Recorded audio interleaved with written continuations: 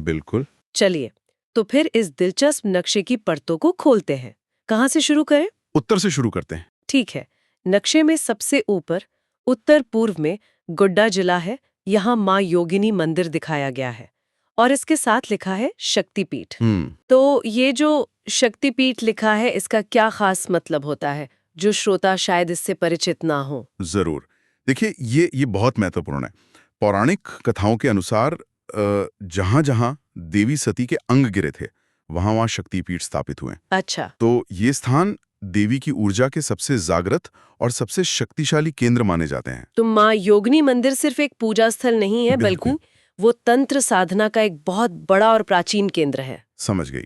मतलब ये सिर्फ एक और मंदिर नहीं, ये ऊर्जा का एक स्रोत है। बिल्कुल। और गुड्डा के ठीक बगल में देवघर। अरे वाह, यहाँ तो मंदिरों का एक झुंड सा है। हाँ, एक पूरा क्लस्टर है। एक ही जगह पर वैद्यनाथ मंदिर, बासुकीनाथ, तपोवन, युगल मंदिर, मौलाक्षी मंदिर, सब एक साथ। ये तो हमारा पहला पैटर्न हुआ है ना, मंदिरों का क्लस्टर। आपने बिल्कुल सही पकड़ा। देवघर इस नक्शे पर एक आध्यात्मिक हॉटस्पॉट की तरह है और इसकी वजह है वैद्यनाथ मंदिर। वैद्यनाथ मंदिर, जो भारत के 12 ज्योतिर्लिंगों में से एक है। जी। और ज्योतिर्लिंग का मतलब है प्रकाश का स्तंभ। ये वो स्थान है जहां भगवान शिव स्वयं प्रकाश के रूप में प्रकट हुए थे। मतलब ये बनाए नहीं गए, ये स्वयंभू हैं। सही।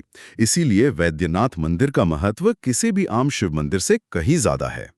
और इसी एक महाशक्तिशाली केंद्र के आसपास समय के साथ दूसरे मंदिर भी बनते चले गए और ये पूरा इलाका एक तीर्थ नगरी बन गया। अच्छा, तो एक बड़े ऊर्जा केंद्र के चारों ओर छोटे केंद्र बन जाते हैं, जैसे किसी तारे के आसपास ग्रह। एक तरह से कह सकते हैं। चलिए, देवघर से थोड़ा पश्चिम की ओर बढ़ते हैं। गिरिडीह में झारखंड धाम मंदिर है। ये भी शिवजी को ही समर्पित है। लेकिन यहाँ से आगे जब हम कोडरमा और चतरा की तरफ देखते हैं, तो मुझे एक बहुत ही अजीब चीज दिख रही है। आप उस तीर के निशान की बात कर रही हैं? हाँ, भद्रकाली मंदिर, कौलेश्वरी मंदिर और सहस्त्र बुद्ध, ये तीनों चतरा जिले के अंदर है। लेकिन एक तीर का निशान कोडरमा की तरफ से आता दिख रहा है।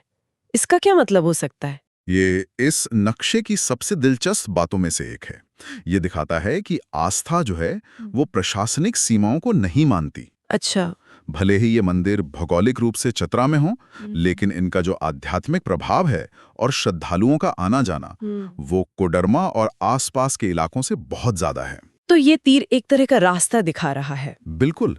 ये तीर दरअसल आस्था के हाईवे को दिखा रहा है। आस्था का हाईवे, वाह, ये बहुत अच्छा तरीका है इसे समझाने का। जी। तो ये नक्शा सिर्फ जगहों के बारे में नहीं, ये लोगों की यात्राओं के बारे में भी है। अब अगर हम सुदूर पश्चिम में पलामू और गढ़वा को देखें, तो पलामू में राम लक्ष्मण मंदिर है, दशीश महादेव मंदिर, और गढ़वा में वंशीधर मंदिर। यहाँ देवताओं की विविधता भी है, शिव, राम और कृष्ण भी। बिल्कुल। तो उत्तरी और पश्चिमी पट्टी में हमने दो बड़े पैटर्न देखे। देवघर जैसा आध्यात्मिक क्लस्टर और चतरा जैसा क्षेत्रीय प्रभाव वाला केंद्र, और साथ ही शैव, वैष्णव और शाक्त तीनों परंपराओं का संगम भी। ठीक है, तो हमने देखा कि कुछ जगहों पर मंदिर गुच्छों में है और कुछ की पहुंच अपनी सीमाओं के पार है। क्या यही पैटर्न हमें राज्य के बीचों बीच, मतलब रांची के आसपास भी दिखता है? चलिए देखते हैं। रांची के ठीक ऊपर रामगढ़ जिले में विश्व प्रसिद्ध छिन्नमस्तिका मंदिर दिखाया गया है। छिन्नमस्तिका? हाँ, ये भी माँ योगिनी की तरह ही एक बहुत महत्वपूर्ण शक्तिपीठ है। मतलब ये भी देवी सती के अंग गिरने वाली कहानी से जुड़ा है? हाँ, छिन्नमस्तिका का रूप थोड़ा उग्र है। देवी अपना ही सिर काटकर अपने रक्त से अपनी सहचरियों की प्यास बुझाती हैं। ये त्याग और जीवन देने का प्रतीक है। अच्छा। और ये मंदिर तंत्र साधना का एक बहुत बड़ा गढ़ माना जाता है। देश भर से साधक आते हैं।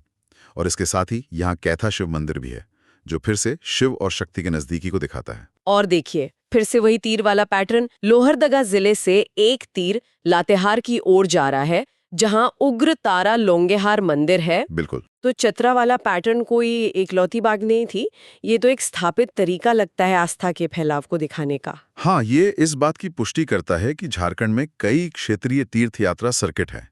लोग सिर्फ एक मंदिर के लिए नहीं, बल्कि एक पूरे इलाके के मंदिरों के दर्शन के लिए यात्रा करते हैं, और ये सर्किट जिलों की सीमाओं को लांघ जाते हैं। ये तो कमाल का इंसाइट है। अब एक मिनट, गुमला जिले को देखिए, यहाँ तो मतलब नामों की एक लाइन लगी हुई है। हाँ, यहाँ घनत्व बहुत ज्यादा है। टांगेनाथ मंदिर, वासुदेव राय मंदिर, महामाया मंदिर, अंजन धाम मंदिर, कपिलनाथ, चिंतामणि, सती मठ, गिनती खत्म नहीं हो रही। एक ही जिले में इतने सारे प्रमुख मंदिर, ये तो असाधारण है। ऐसा क्यों है कि गुमला इतना बड़ा केंद्र बन गया? ये एक बहुत दिलचस्प सवाल है। गुमला ऐतिहासिक रूप से झारखंड की आदिवासी और सदान मतलब गैर आदिवासी संस्कृतियों का संगम स्थल रहा है। अच्छा, संगम स्थल। जी, यहाँ आपको हर समुदाय की आस्था का केंद्र मिल जाएगा। जैसे टांगीनाथ मंदिर, जहाँ भगवान परशुराम का फरसा गड़ा माना जाता है, तो वहीं अंजन धाम को भगवान हनुमान का जन्म स्थान माना जाता है। अरे वाह! तो ये सिर्फ मंदिरों का नहीं, बल्कि संस्कृतियों के सह अस्तित्व का क्लस्टर है। समझ गई। तो देवघर का क्लस्टर एक ज्योतिर्लिंग के कारण बना और गुमला का क्लस्टर सांस्कृतिक संगम के कारण। अलग-अलग वजह, लेकिन नतीजा एक जैसा। बिल्कुल। और गुमला के ठीक नीचे सिमडेगा से एक तीर आंजनेश्वर मंदिर की ओर इशारा कर रहा है। तो मध्य झारखंड का ये पूरा इलाका रांची, रामगढ़ से लेकर गुमला, लोहरदगा तक आध्यात्मिक रूप से बहुत जीवंत और आपस में जुड़ा हुआ है। और अगर हम यहाँ से दक्षिण की ओर देखें तो सिंहभूम का इलाका आता है। ये इलाका तो हम खनिजों, लोहे और इंडस्ट्री के लिए जानते हैं, पर नक्शा तो कुछ और ही कहानी बता रहा है। बिल्कुल। खनिजों के साथ साथ यहाँ मंत्रों की भी कोई कमी नहीं है। पश्चिमी सिंहभूम में देखिए, बेनी सागर का प्राचीन शिव मंदिर है और महादेव साला धाम भी। लेकिन असली कहानी वहां है जहां रांची, खूंटी और पश्चिमी सिंहभूम की सीमाएं मिलती हैं। हाँ, ये रहा। देवघर के बाद शायद ये दूसरा सबसे बड़ा क्लस्टर है ना? जी बिल्कुल। जगन्नाथपुर मंदिर, ये तो रांची में है और पुरी की रथ यात्रा के लिए प्रसिद्ध है। फिर सूर्य मंदिर, देवड़ी मंदिर, मदन मोहन मंदिर, राम तीर्थ, पहाड़ी मंदिर, ये पूरा इलाका तो एक बड़े तीर्थ परिसर जैसा लग रहा है। आपने सही कहा। और यहाँ का जो सूर्य मंदिर है, वो एक विशाल रथ के आकार में बना है, देखने लायक है। वो सिर्फ एक पूजा स्थल नहीं, बल्कि आधुनिक वास्तुकला का एक अद्भुत नमूना भी है। अच्छा। जब आप सुबह वहां खड़े होते हैं, तो वो सिर्फ आस्था नहीं, बल्कि सौंदर्य का भी एक गहरा अनुभव होता है। तो इस इलाके में प्राचीन और आधुनिक दोनों तरह की आस्था के केंद्र मौजूद हैं। अब थोड़ा और पूर्व की ओर चलें तो पूर्वी सिंहभूम में घाटशिला का प्रसिद्ध रंकणी मंदिर है। और फिर हम पहुंचते हैं धनबाद, झारखंड की कोयला राजधानी। मुझे लगा था कि ये शायद औद्योगिक इलाका होगा, पर यहाँ भी मंदिरों का एक क्लस्टर है। हाँ, धनबाद में शक्ति मंदिर, लिलोरी मंदिर, भूमफोर मंदिर। भूमफोर? हाँ, जिसका मतलब है धरती फोड़कर निकले हुए शिव। और विष्णु मंदिर भी हैं। कमाल है। ये दिखाता है कि चाहे इलाका कृषि प्रधान हो, वनवासी हो या औद्योगिक, आस्था हर जगह अपनी जड़ें जमाई लेती है।